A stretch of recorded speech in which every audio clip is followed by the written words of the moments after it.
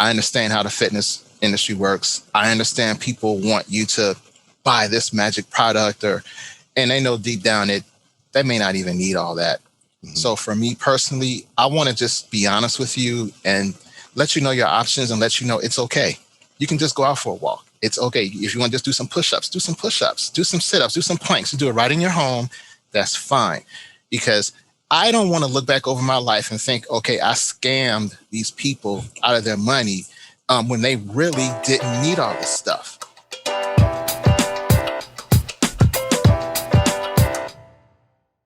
Welcome to today's show, everyone. I am your host, Maria Bethel, and it's a great day for a podcast. I'm just hanging here today with my co-host, Rob Bartenstein, CEO and Managing Director of Kestra Private Wealth Services. How's it going, Rob? It's going really well, Maria. How are you? Good. Thank you. I'm excited for today's show. It's a good day for a podcast. You're exactly right. That's right. Absolutely. So everybody, we are bringing to the show today an incredibly authentic and brilliant guest that we're excited to share with you. So I'm going to just take a minute and introduce him to everyone. He is a former financial advisor, turned trainer, author, wellness coach, and speaker. And since he's clearly trying to show me up today, he's also completed 15 triathlons and 10 half Ironman races. Please welcome to the show, everyone, Mr. Jeff White. Thank you. It's a pleasure. Cheers. I think Maria, look, she covered the most important thing, which is all the triathlons under your belt, but you did leave out one important descriptive adjective here. What's best-selling author. Did I not say 8 bestsellers? We got a bestseller on our podcast today. No one who's counting. It's only 8, Rob. I was going to wait till we got to 9 or 10 before we mentioned it. 15 triathlons. How many triathlons? 50? And only 8 bestsellers. I'm a numbers guy. What can I say? That's right. Got a ways to go yet. I'm still trying to catch up with author of one book. So yeah, exactly. It is what it is.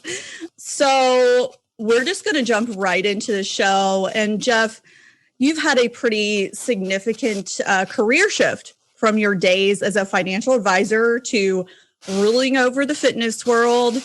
And when I spoke with you about this change, you said that you really wanted to help others learn how to become their best mentally, physically, spiritually, and financially. So why don't you dive a little bit further into that? Explain what you mean and your mission to the audience. Well, I've always been a teacher of some sort, believe it or not. My mother was a school teacher. And I can vividly remember I had to be like 11 or 12 years old, and I would grade her spelling papers because she taught 4th grade. So I had to grade her papers. And I was not happy because I wanted to go outside and play. But I was helping her with her work. So she would always tell me I'd be a great teacher. But I said, I can't teach someone who doesn't want to be taught. And so that was always in the back of my mind. So, I eventually became a financial advisor. And I had a book of business, and what I focused on was clients who weren't really market savvy. So I had to introduce them to the markets. I had to explain what stocks were and, bonds and, dollar cost averaging and drip programs and college 529s. So I always had a passion of helping people. I always had a passion for, teaching new things and, opening people's minds to different things. Because I like to learn. I'm always trying to learn something because I think that's how you become a better person. So I just pass it on to other people. So when I learn something, I want to share with other people too. I don't like to, hoard information per se. So I stayed in the business for several years, and I had my book of business. But I eventually got burned out from the industry. As you guys know, it's not an easy industry. It's really tough. So I gave up my book of business and I went to the back office, and I stayed in the back office for, maybe 10 years, but I was not happy with the direction of my life. It's just me, and we all have our personal, likes and dislikes and where we want to go in life. My goal was to be a financial advisor. So it didn't work out for me. So I was like, okay, what else can I do? I want to, do something that I really enjoy. So then I was like, you know what? I've been doing triathlons. I work out. I enjoy it. And people, ask me questions all the time. So how about I become a personal trainer? and I became a personal trainer, and I loved it. I was a mobile trainer. I would literally go to people's houses and train them in their houses. I had my equipment and everything. So going back to being a financial advisor, I like to explain things to my clients. So I just carried that over to my personal trainer clients. And I did the same thing. I explained what the exercises were, how that helped them, the benefits for them. So that way they can understand what they're doing. Say, oh, this is why I'm doing this. And so it gives them a little more incentive to do it, because if they know it helps them, then they will continue to do it with a little more excitement per se. A lot of people don't like to work out. So I would just kind of explain how it worked out for them so it gives them a little more incentive. So I decided to learn as much as I could about, personal training and fitness. So I became a wellness coach. Now, when I did that, that's when everything came full circle for me. Because when you're a wellness coach, it's not just about exercise, the physical, the muscle, and, losing weight. It's about this part too. It's about wellness. You're stressed. Why are you stressed? What's causing your stress? Let's get to the root problem there. And once we get to the root cause of your issues, then we can, get you better. And so that just really brought everything full circle. It's like, you know what? Now I can tie everything in together. I can tie in the physical, the mental aspect, the physical, the mental, the spiritual, and the financial aspect, because I had the background as a financial advisor. So that was huge for me, because then I could just really just look at all of it. Because as you know, some people are stressed because of money issues, but it comes out in different aspects of their lives because they may be overeating, they may be abusing their bodies, but they don't realize the root cause. And a lot of times it may be some type of money issue. So then it's like, okay, you know what? Well, I had this background in finance. I'm not licensed anymore, but I can talk about some things that educate you on some things that may be able to help you. Also, I realized that a lot of times as people, what we do is we compartmentalize things. We don't look at the big picture. We look at, my health over here, or my fitness, or my job is over here, or, something else is on the other side over here, but we don't never look at them together as one unit. Because if one aspect of your life is lacking, others are going to be affected too, but you may not even realize it. So it was important for me to just bring that all out into the forefront so people can see, okay, I may be stressed and this is affecting my weight. Or, I may not have self-confidence in myself, and that's affecting my performance on the job, which is affecting my ability to make more money. So if you look at it from the bigger perspective, then that way you can strive to be the best you can be, because you're looking at all aspects of your life at the same time. Yeah, what you're really saying is it's sometimes you need someone else to hold a mirror up to you, to yourself, so that you can almost cooperate in the diagnosis of the issue, right? It's always easier for me to tell you everything that's wrong with you than it is for me to tell me what's wrong with me, because sometimes we just can't see it. So it's interesting to me that you've got a multifaceted background that's given you the ability to really be an effective mirror for people and be able to dive into all, maybe not all, but let's say the majority of the aspects of their life and tie it together in a way that makes sense. So like to your point, if my problem is that I'm kind of overeating or stress eating or whatever that might be, I may just think I have a problem with eating. It may not occur to me that it's a symptom of a deeper issue or something completely in another part of my life. But you've got that perspective to be able to see that and highlight that to your clients. I think that's really interesting. Yeah, it was very important. And that's how my background really helped me, because working in the finance industry as a stockbroker, we worked 8 a.m. to 8 p.m, cold calling. And this is before the internet became big. So we literally had to get phone books. Yeah, here's the phone book, kid. Lots of good leads in there. Yeah, that's it. 8 to 8. I've been 8 in the there. morning, 8 at night. And that's what we had to do. So you can imagine how stressful that is. So you're sitting there for hours and hours and hours on end. You're not making much money, and you're thinking, I don't know how I'm going to make it through. So that can be very stressful. Mm-hmm. And when people are stressed, it comes out in many different ways that they may not even understand or realize at the time. Mm-hmm. So for me, with that background, I can say, well, you know what? I know how you feel because I've been there. And that can help me kind of relate to them and show them things they may not even think about, because this is not something that's normally discussed or talked about. All we do normally as a society is focus on the symptom. We want to treat the symptom. You have a headache? Here, take a pill. Right. Your back hurts, take some medicine, pain relievers or something. Just drown it out. Yeah. Right. But you don't get to the source. Once you get to the source of your issue, then that's when the real healing begins. And that's when you can become the best person you can be. But a lot of times we don't even know that the issue is even there. So that's why I do what I do. There are people that needed your help 20, 30 years ago.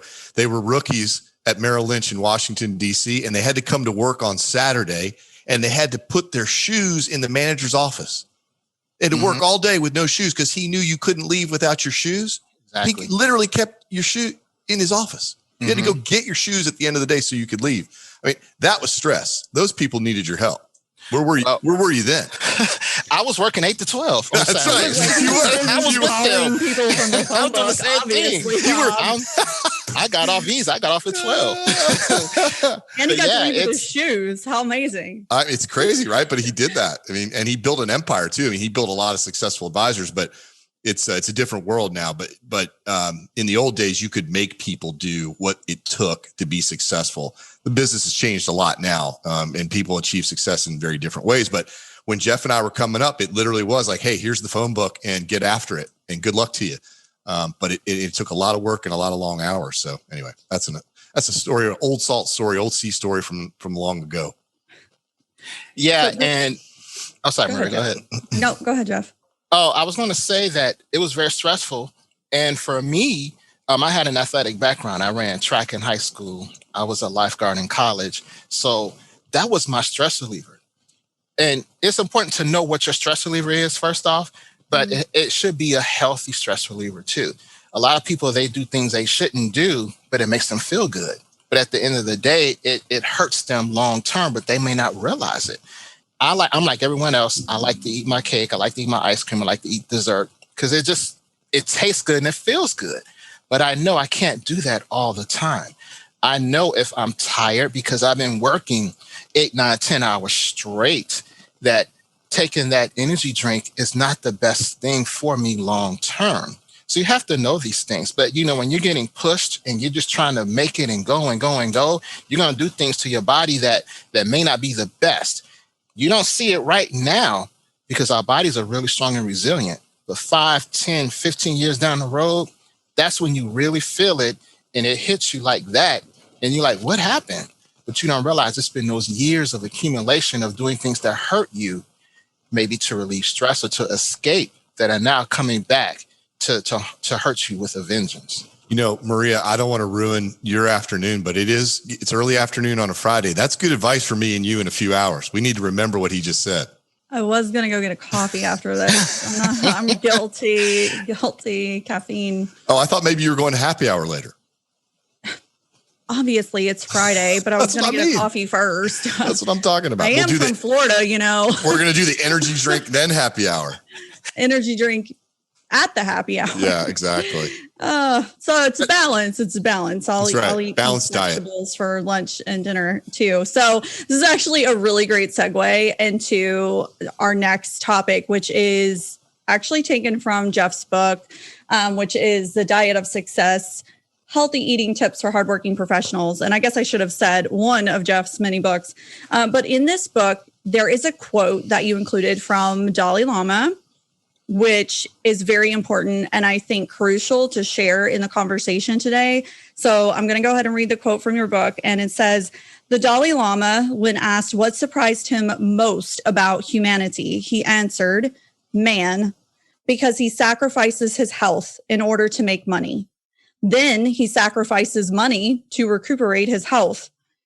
And then he is so anxious about the future that he does not enjoy the present. The result being that he does not live in the present or future. He lives as if he is never going to die and then dies having never really lived. Wow. When I read that quote, it gave me chills because I lived that. And a lot of us do, but we don't even realize it because we're stuck in a rat race. Yeah. And sometimes you have to just take a step back and just enjoy life. Enjoy life. One of the things I learned, because I'm getting older and I'm very observant. And I watch people, who are, a lot older, and I see some of them are really old and bitter. And so it dawned on me, a lot of times they're looking back on their lives and they have regret because they were so busy trying to do this and do that and get things done. They didn't enjoy themselves. And so they look back and like, wow, I wish I could have done something a little different. And so that's what I try to tell people. You have to enjoy life at the same time. Yes, work hard, because I work very hard too. But at the same time, you have to learn how to be able to enjoy it. But at the same time, not to make too many sacrifices that can either hurt you physically, mentally, spiritually, or financially, or hurt others, or, just work so much that you just don't enjoy yourself. Life is too short. Tomorrow's not promised to any of us, so we have to learn how to enjoy it while getting our work done at the same time. Yeah, that's so true. Life is mercilessly short. But what you're really talking about is interesting in the sense that you're kind of saying, look, you need to build your armor for your life, because life is hard. I mean, it doesn't matter who you are. It may look like people have easy lives, and it may look like other people have much harder lives, but everybody in some degree or another has a hard life. But what you're talking about is like building your armor from the inside out, which I think is a fascinating concept. You're combining, I think, all of the most important elements, which is, you want to be healthy, you want to be vital and healthy, you want to maintain your body, but you also want to maintain your perspective, which is your mindset. And you're kind of weaving those things together in a holistic solution that allows people to really armor themselves from the inside out, which, to your point about not living with regret and living the life that you want to experience, we're all getting older, and things stop, working as well as they used to, and recovery takes longer than it used to. But the maintenance and the diligence and the discipline, which is really the mindset to maintain all those systems in your body and in your brain, really are going to pay off in the long run, because your quality of life is going to go up. And that's a hard thing. I think that's, to your point about the rat race, that's the hardest thing for normal people. I'm talking to myself here, but for normal people to remember in the heat of the moment, because you're just trying to do what you got to do. You got 57 things on your to-do list today, and they all have to get done. How do you keep the perspective and the mentality or the mental framework to take care of yourself and maintenance along the way? And I think that's a real big, important component of what you're offering to your clients. It's really interesting. Yeah. What I learned is you have to learn how to pace yourself, because if you try to do too much, you can get sick. And that's the last thing we want to do. Like I said, tomorrow's not promised, but I want to live a long, healthy life. I'm going to be honest. I'm going to tell you a little funny joke. I want a private jet. I tell everyone, because I put it out into, speaking into existence. I want a private jet. What if I'm 75 and I finally get my jet? I don't want to be too sick to enjoy it. Yeah. I don't want to get on my jet with my oxygen tank like, okay, can we go here now? Oh, okay. I'm ready to go and have some fun. No, I want to be vigor and happy and ready to live and enjoy my life as long as I can. So, but it's important to work on yourself from the inside, because that's where all your healing begins. Everything comes from within. It's not the surface issues that you want to focus on. It's all the way down literally to a cellular level. Mm-hmm. And if you can break it down to that point, with the healthy eating, and the positive attitude, because all that affects your health. Eating the wrong foods can affect your health. Stress can affect your health. Not getting enough rest and not enough sleep, that can affect your health. So you have to balance it all out. But there's one thing about all of this that is a really big underlying factor for a lot of people, and it's the money aspect of it, because we're working to pay all these bills. We have all these bills, all these this credit card, all this debt. That's where my financial background comes in, because I can understand that, because a lot of people don't understand how money works, the various ways they can make money and invest and things of that nature. So they don't understand that, and they don't think about it. So that's how I'm able to tie it all back in, because for a lot of people, if you think about it, they're working so hard because they have all these bills to pay, and that really stresses them out. But, if you can just get to the root cause and find out what you can do to alleviate some of this stress and pressure, then you can really live your life and do a whole lot better. Yeah, our society still has that, or goes by that old maxim, keeping up with the Joneses. And so you're constantly working. I've seen a lot of people in my generation, the millennials generation. Yes. Okay. I'm at the like oldest possible part of that generation, but we kind of grew up where we got to play outside and ride our bikes, and we drank out of water hoses, and we hung out with our friends till dark, and we rode our bicycles home. And then all of a sudden we have this complete societal shift based on technological advances that happened within our lifetime. And all of a sudden we go from these very active sport type lifestyles and being outdoors all the time as a way of life to, okay, here's my job as an adult now, or even an early adult. And now I have a cell phone and a work cell phone and a laptop and a computer, and I have to be able to type a certain amount, and I'm going to sit here and type all day. And all of a sudden the sedentary lifestyle starts kicking in. Yeah. No, right? You're right. And if I can, I just want to dovetail on that, because that's really where I wanted to go next. I wanted to talk about the role that movement plays in our lives, or the lack of movement. And you're exactly right, Maria. I mean, you and I and Jeff, we're kind of the last of the analogs, right? And everybody that's coming behind us is the digitals now. Mm-hmm. But I get this increasing uneasiness about the absence of movement. And it's sort of an immutable law of the universe. Like you move or you die. And I think that we're losing touch with the connection there. So Jeff, I was wondering, along the lines of what Maria was talking about, what are your thoughts on that? How do you talk about that? And what do you advise people to do in that regard? That's perfect, because this is very important too. As you all know, we have the COVID situation, and there's a lot of talk about getting vitamin D. They're saying vitamin D may be able to help you with, increasing your immune system and maybe possibly helping minimize the effects of COVID in your body, because it keeps you strong with your immune system. So a lot of people, they're taking vitamin D. Well, my thinking is, if you want to take the vitamin D, yes, if your doctor says take it, definitely take it. However, do not just take the vitamin D and think that's all you have to do. You still need to go outside and get your vitamin D that way. And this is why it all comes back to the sedentary lifestyle. For example, you're sitting all day at your desk. If you go outside, what happens? You're standing up, you're moving. That's the movement that you need. That's number one. Walking is great exercise. It helps bring your body back into alignment, because sometimes when we sit, we're slouching, we're leaning forward, it puts pressure on our neck, we're straining our eyes. So you get up, you're moving your body. That's number one. You go outside, you're getting fresh air. Fresh air is very important for our body, because a lot of people may not realize that indoor air can be up to 60 times more polluted than outdoor air. A lot of people may not realize that, but if you think about it, if you have carpet, there can be a lot of stuff in the carpet. If you look at the offices today, the windows are sealed. No windows are open. And then they may spray chemicals. You may spray stuff on your desk to clean the cleaners and things of that nature. So there's a lot of things going on in the office that you may not be aware of. So you're going outside, you're getting fresh air. You're getting away from the office, even for 5, 10, 15 minutes. That can lower your stress levels. That can lower your blood pressure.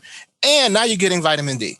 And so people think, I'm getting my vitamin D, I'm okay. There's a whole lot more to it. It's the synergistic things that people don't understand or even think about that can affect them. So going back to just getting outside and movement, it's like a car. If you have a car and you sit it in your garage for 2 weeks, 3 weeks, a month, 2 months, you try to start it, it's not going to start. It's the same thing with your body. Your body has to move. Your body needs movement. That's how you burn energy. That's how you get alert and awake. Well, we were built to move, right? I mean, I think that's the whole point, is that we were built to move. And I know that, you've moved in extreme levels compared to the sort of the average office worker. And I definitely want to hear from you about that. But that's really it, isn't it? Is that the body is built to move, and that the systems inside of our bodies, the lymphatic systems, your circulatory system, even just your mental well-being and mental health, they're all benefiting from movement. You were talking about body alignment and things of that nature. I mean, it's like every single element of our physical being and our mental well-being benefit from movement. And I think that people overlook that all the time, myself included. And it's so underrated and so important. Yeah, and that's the thing. Yes, I do triathlons and I enjoy it. It's not many people who enjoy riding their bike for 4 hours. Not many people enjoy that, but I do. Guilty. However, that does not mean you have to do it too. People underestimate the benefits of just walking. All you have to do is get up and get your heartbeat moving just a little bit. There's the high intensity training, which is 20 minutes of exercise and you're okay, which is true. But if you can't do that, what if you're older and you just aren't able to do that? If you can just get up and move, you're fine. Gardening is good exercise. That's a good workout. So it doesn't have to be anything extravagant or anything hardcore. Just get up and move and eat a sensible diet and you'll be fine. But see, our society is, we got to go, go, go. It's high intensity. We got to do this. We got to do that.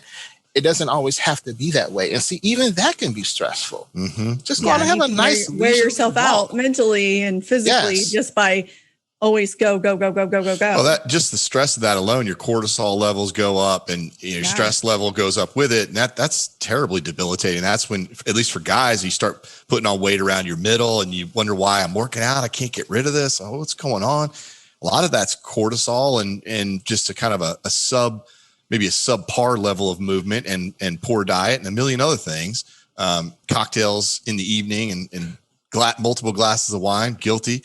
But that all that stuff plays a role, which is kind of goes back to what you were saying before. Yeah, right. Even basic movement is so interesting. I have a funny story from just the other day that parallels directly with this. And I went to get a massage because I was having such bad neck and shoulder pain. And I was like, this is it. I have to go get a deep tissue massage, like so much pain. And I go in and she starts doing the deep tissue. She gets these hot rocks and she says, obviously you work from home at a computer. And I start laughing and I'm like, oh, you can tell. And she said, we can always tell when it's you all that work on computers all day long because you all have this same little hunch going on. And she's talking to me. I'm trying to relax a little bit. And she said, you have to get up and move. She said, get up and stretch, even if you only do it for 3 to 5 minutes, but you're going to sit there and 4 hours will go by and you'll go, oh my gosh, where did the last 4 hours go? And then you're going to regret not getting up and stretching or taking a 10-minute walk or doing something. Just move, period, she said. Yeah. And I really took that advice and I started trying to get up and at least at the minimum stretch every hour, even if it's for 60 seconds. And I noticed like my body just feels a little bit more rejuvenated. Yeah. And a little bit of the stress starts feeling like it's tapering off too. So even such a minimalistic change in movement can make a really big difference. You just reminded me of one of my questions that I had for Jeff here, which is right on the money there. So Jeff, my days of triathlon, I think, are far behind me. I've started running again seriously, which has changed my whole body composition in a pretty short period of time. But what strategies do you give to your clients about movement? Like, do you recommend regimenting? Like, do you set 6 alarms over the course of the day to kind of remind you to move? Like, what kind of things can you share with our listeners that would help bring more movement into their lives that may not be there right now? Get up every hour. At the top of every hour, just get up and walk for 5 minutes. Even if you work at home, like most of us are doing right now, just get up and walk around your house. Mm-hmm. Get up and stretch. Do 25 jumping jacks if you can. If it's not cold out, because I know a lot of people live up north and I live in Florida, so it's warm here. Not to rub it in, but I am from Chicago, so I know how cold it is. But if you can, just get outside for 5 minutes and just walk. Again, we do not have to stress ourselves out about trying to get so much exercise. You got to remember, our bodies are very resilient, and even a little bit of movement and a little bit of stretching can help. Even just trying to reach the ceiling can really just help, just rejuvenate you. It opens up your lungs and it just makes you feel a whole lot better. So I just tell people every hour, just get up every hour. This is not supposed to stress you out. Mm-hmm. We have enough stress. We don't need to add any more stress to our lives. We just need to relax a little bit. But what I also tell people is you got to cut out the snacking.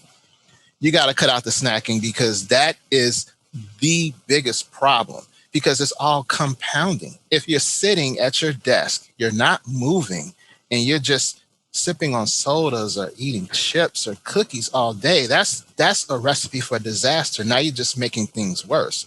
So you have to cut out certain things. I'm not saying eliminate it totally, because if I said that, I would be a hypocrite, because I like it too. But you have to just learn how to just, just not eat so much, and moderation is very important. So if you're not training for the Olympics, you don't have to pretend like you are or think you have to. Just get up. That's the most important thing. And when you're able to do a little more of a workout, then you do it. But until then, just get up and walk. I take my son out every day because he's in virtual school. Every day we go out, he rides either his bike or his scooter, and I'll ride my bike, and we just ride around. Nothing fancy, nothing hardcore. We just ride. And I can tell you that just does wonders for me too, because I sit a lot as well. And he loves it. He gets him outside, and it's just a great thing. So it's nothing, hardcore, anything, structured or disciplined. Just get up and move, and you'll be a whole lot better off. I think that's, I'm just going to say one more thing, and then Maria, I'll stop talking. But what you just said is so authentic and important. And from my perspective, and here's why: there are 1,000 people out there trying to sell people on this program or that program or this machine or that machine. And this is the thing. This is the miracle. If you just open this bottle and drink this drink, or you get on this machine and do this thing 15 minutes a day, it'll be life altering. And maybe it is. Maybe some of those things actually have that impact. But what you just said is I think is the ultimate truth. It doesn't take a fancy gym. You don't have to spend several $1,000s on equipment. You just have to get up and move. You just have to make your body move, and body weight exercises and movement are the things that really give you the benefits that we're talking about here. Let me say this. That's where the spiritual fitness comes in for me. Like I said, I'm a personal trainer. I understand how the fitness industry works. I understand people want you to buy this magic product, and they know deep down they may not even need all that. So for me personally, I want to just be honest with you and let you know your options, and let you know it's okay. You can just go out for a walk. It's okay. If you want to just do some push-ups, do some push-ups, do some sit-ups, do some planks. You do it right in your home. That's fine. Because I don't want to look back over my life and think, okay, I scammed these people out of their money when they really didn't need all this stuff. I'm going to tell you the truth. Let you decide. If you still want to buy the fancy equipment, it does work. But do you need it? That's the thing. That's the question you have to ask yourself. Do you really, really need it? If you want it, have at it. Have fun with it. But please use it. Don't just buy it and then let it sit use it for a week and then let it sit. Yeah, you're gonna buy it, use it. Yeah, it gets towels hung on it. And, exactly. Yeah. It's a good financial fitness question too. Do you need it? And if the answer is yes, you spend the money. It all does tie back together at the end of the day. It does. I tell you what, you don't have to go broke to be fit. Why do you have to go broke to be fit? Right. You don't. You don't. I have like 6 different brands of protein shakes in my cupboard right now. Do people say cupboard anymore? Is that like I am showing my antiquated self right now. That's baby boomer talk. Her cupboard has tinfoil in it. I lied about the millennial thing. I don't want to scam anyone. No, I didn't actually lie about that. But yeah, I have all this different types of home equipment I've purchased in the past, and all these different types of protein. It's one supposed to be better than the other for XYZ reason. And those may not have been the best financial fitness decisions, because now they're sitting in my cupboard. I tell you guys, I'm more natural, holistic. Rob, you did kind of mention that, but I'm more of a natural type. In my ignorance, I used to think that people, hundreds of years ago, they didn't know what they were doing. They were making a mistake by, taking turmeric and cinnamon and all these natural things. But as I did my research, I found that this stuff really does work. On a side note, I'm a ghostwriter also. So I also ghostwrite for this doctor.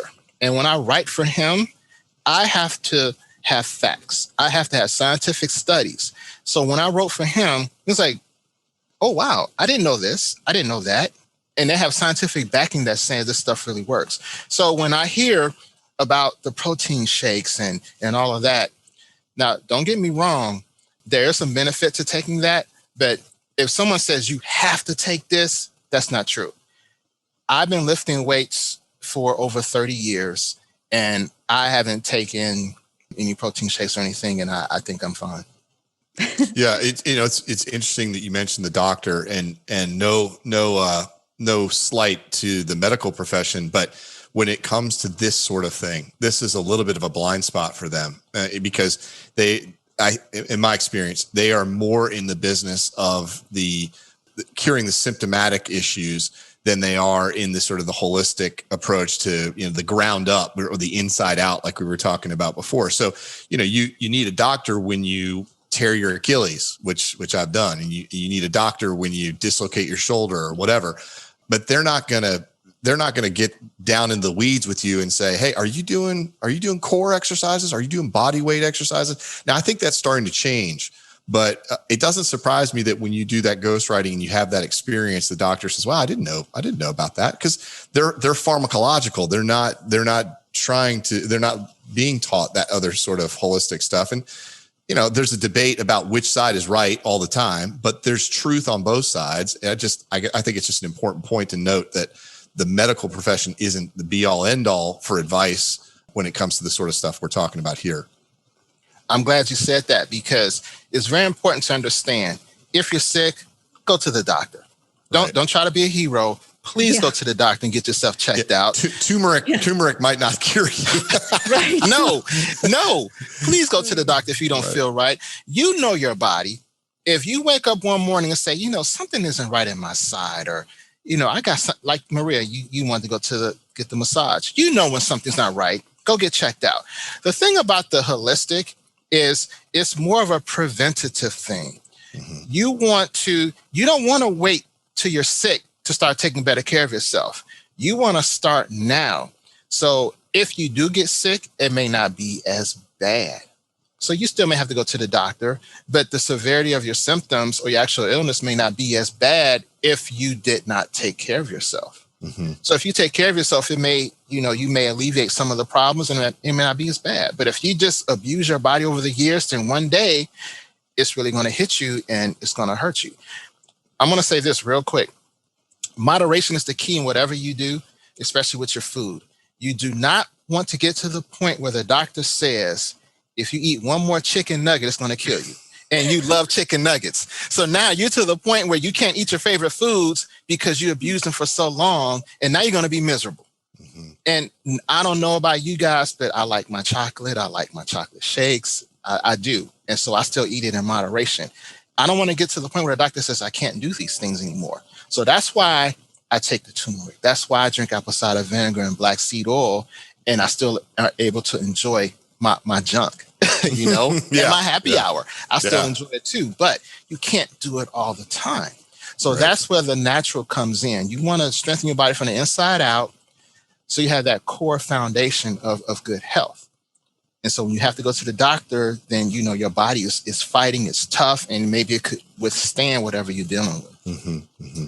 And this preventative care and actions that you can take is what helps you get to the point where you get your private jet and you don't need your air machines, your oxygen tanks, or anything like that. You can actually enjoy life, even when you're older. So just trying to piece all that together and realize that it does have such an impact on what you do today has such an impact on your life 30 years from now. Like we talk about financial fitness, and in our industry, it's get your clients prepared for retirement. What does your retirement look like? How much money are they going to have? Do they have the funds they need for life changes and sending their kids to college and medical expenses and all these things? So we're prepping, the financial advisors are prepping their clients for what 20, 30, 40 years down the road looks like. So we also need to be individually responsible to prep ourselves for our physical and mental and spiritual well-being 20, 30, 40, 50 years down the road, right?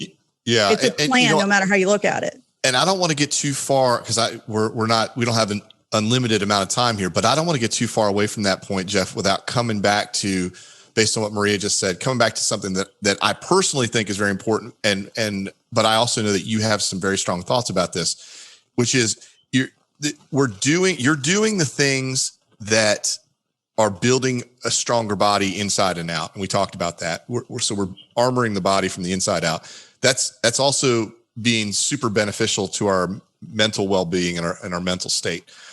But I wanted to hit on this one other important point though, which is like one more step, I think, down the path, which is all of that inner strengthening, I think, has the most important effect on mindset.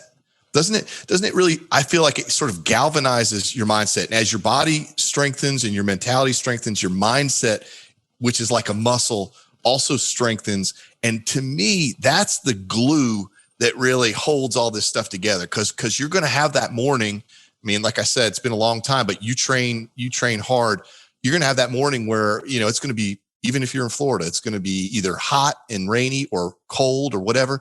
And you got an 18 miler you got to do today. And you just say, man, maybe I'll just roll over and go back to sleep. But you don't, because your mindset is strong because you've developed it. So can you just, in some of the time we have left, can you touch on that aspect of this and your thoughts there, please? Yeah, the mental is the most important part. Wherever the mind goes, the body will follow.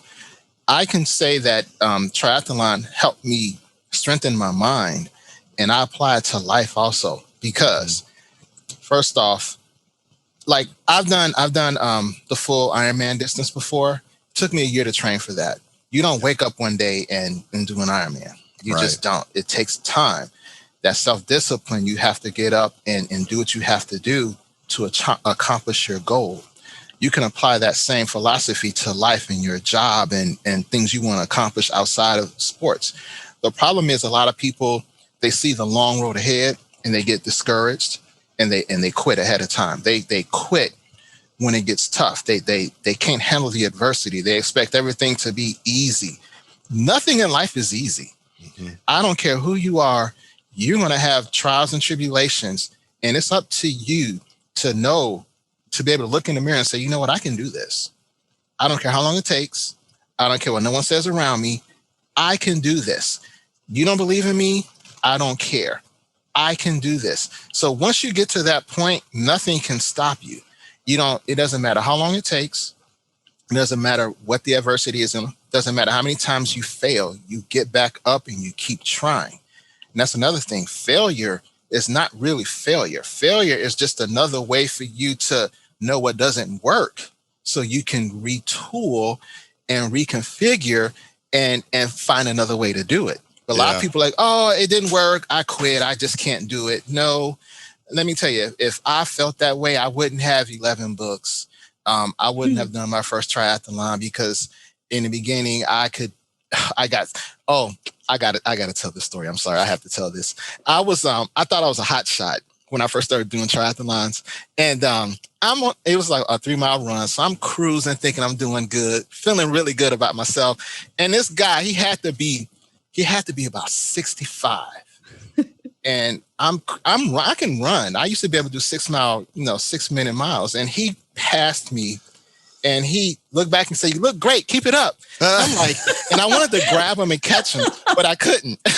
So, it's that mental toughness. You have to be strong mentally and know that you can do anything. You have to keep going, even if someone is doing better than you.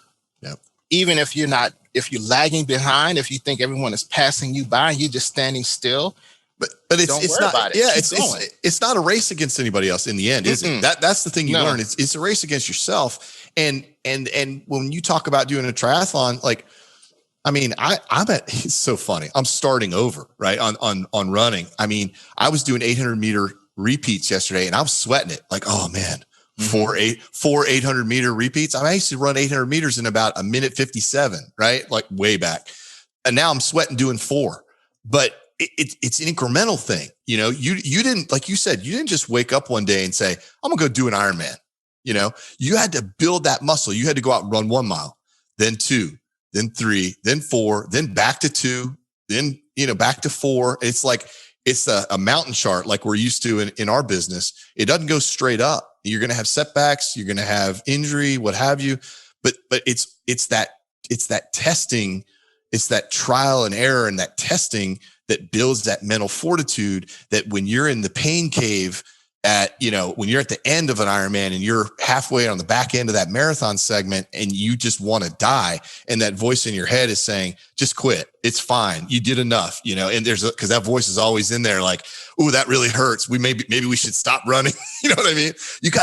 You'll have built the mental fortitude and the toughness and the discipline to shut that voice down and keep going. That doesn't happen overnight. I think that's important, right? I mean, for people who are not deep endurance athletes like you are, there's a much more normal kind of range of living, and that mental toughness and that mental discipline it's a muscle like anything else. You have to work it and you have to develop it. It doesn't mean that you're going to go run an Ironman necessarily. Like you said, you don't have to, but it's so important to work that discipline in the range that's practical for your life, I think. And it doesn't happen overnight. And you're going to have failure. You're going to have setback. You're going to counsel yourself. You're going to need friends to rely on. And, you bounce back and you try and build that resiliency and you go again. Right. So as we wrap up the show today, I just want to share the best advice I've ever been given in my life. And I think back to this all the time. And it's 4 words. Time will pass anyway. So whether you're like Jeff and you're ready to write a book, he got up and he wrote 11 books, and he's competed in the triathlons and the half Ironmans and all of this, right? So these are great examples. If you want to do something like that, if you want to write the next book, or if you want to compete in a triathlon, whatever it is that you love and you want to do or you're interested in doing, you can start it today, no matter your age, whether you're millennial, baby boomer, whatever, analog, whatever, digital. Because regardless of whether you pick up the pen and start writing or not, time will pass anyway. Yeah. Will you be where you want to be 1 year from now, 2 years from now, 3 years from now? If you have a 5-year plan, it's going to take you that long to get there. That's okay. Because guess what? Time will pass anyway. So if you make the choice and you exercise your mental fitness, make the choice, make the decision, be disciplined, you can get to your end goal. And at the end of your life, look back and realize that you're very happy with the decisions that you made mentally, physically, spiritually, and all the above that we got to talk about today. So with that, I'm going to close the show, and I'm going to say, I so appreciate Jeff being on the show today and sharing all his wisdom and his knowledge and his great character. We so appreciate that. And Rob, being part of this process and just being the guiding light that you are for the show. We appreciate that. And on that, I'm going to go stretch, and I'm going to go for a jog. I'm going to go stand up and move. I'm going to go outside and walk around. Do something, and I'm not going to eat a snack. And on that, we'll see you next time, everyone. Thank you. Thanks a lot, Jeff. Appreciate Thanks, guys. That was great. Thanks, Maria.